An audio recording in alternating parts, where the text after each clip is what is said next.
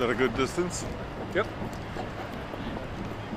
Well, I'm glad to be in Jacksonville, and we're here. Just been talking with the mayor, the commissioner, and the congressman about the good work that's happening here on the ground, and they have expressed their appreciation for, of course, what we've been able to do with the ARP, with our American Rescue Plan, getting more shots in arms, helping out folks.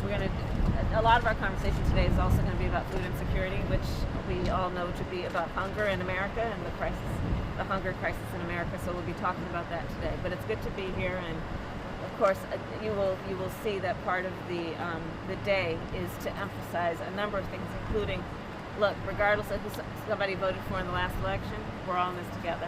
Madam Vice President, we're in Florida today. There's a variant of coronavirus spreading throughout the state.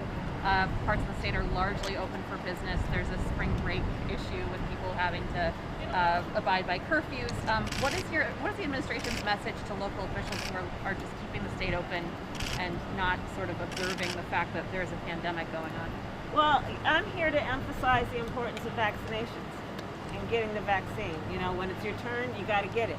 And regardless of what we're talking about in terms of the variants, one thing is for sure, if you get vaccinated when it's your turn, you are much more likely to avoid contracting COVID, much less having severe symptoms or hospitalization or death. And in fact, for all of them, we're talking about almost 100% avoidance of hospitalization and death. So the state today, we heard, have lowered the age to 50. That's a good thing.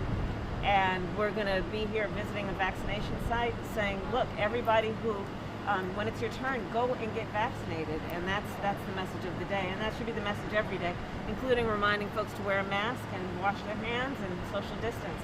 These are very, very specific and effective ways that we can avoid whatever the variant is. Do you have plans to visit the border? Not today, but I have before, and I'm sure I will again. Yeah. One more question. On the border, there's obviously a lot of political pressure coming from Republicans in particular on this administration, but also some of the Democrats who represent some of those border districts. What can the administration do, at least in the short term, to kind of assure people that it's really taking steps to make sure that the people, children in particular, are being treated humanely, but also that you're sort of, thinking about the bigger picture weeks and months ahead? Yeah, I mean, first of all, we were left with a very challenging situation. And, let me start by saying I think we all agree, and Secretary Mayorkas said it a number of times this weekend, let's get these kids out of CBP custody, get them into HHS custody. We've got to treat this issue in a way that is reflective of our values as Americans and do it in a way that is fair and is humane. But we have to meet the moment, and there's a lot of work going into that, and we expect to have success, but it's going to take a lot of work. I mean, again, we were presented when we came in with some serious challenges.